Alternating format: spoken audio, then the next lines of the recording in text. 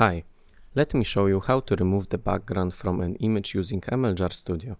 Firstly, use the Show Image recipe to display an image before removing the background.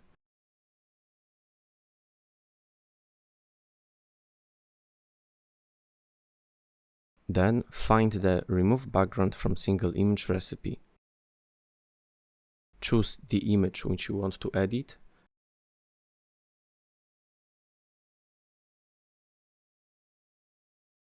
and the output directory. You can also modify the name of the output file if you want. Then run the cell.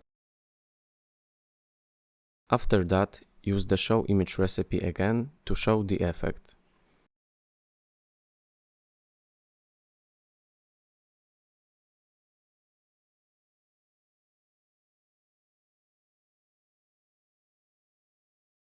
And that's all.